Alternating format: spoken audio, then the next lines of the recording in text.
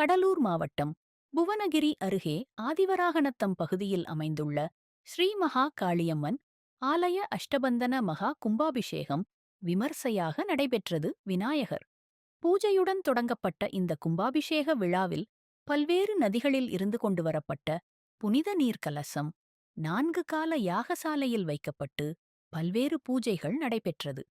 பின்னர் குடங்கள் புறப்பாடாகி ஆலயங்களை சுற்றி வலம் வந்து புனித நீர் ஆலய கோபுர கலசத்தின் மீது ஊற்றப்பட்டு மகா கும்பாபிஷேகம் நடைபெற்றது.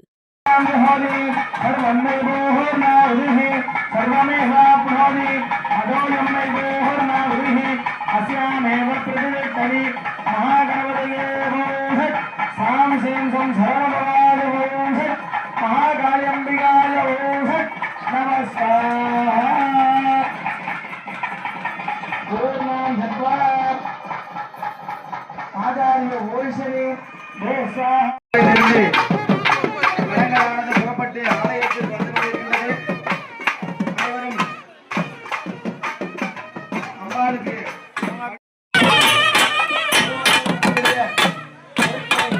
நாங்களே பத்திரமாக பார்த்துக் கொள்ளுமாறு அன்போடு கேட்டுக்கொள்கிறோம். நாங்கள் அணிந்து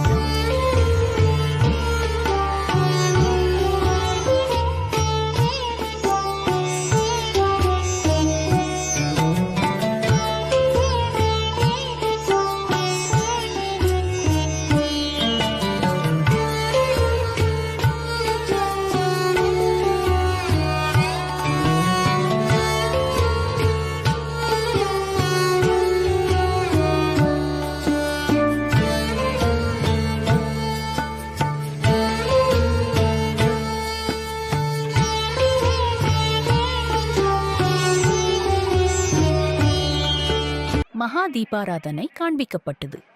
இதனைத் தொடர்ந்து பொதுமக்கள் மீது புனித நீர் ட்ரோன் மூலம் தெளிக்கப்பட்டது.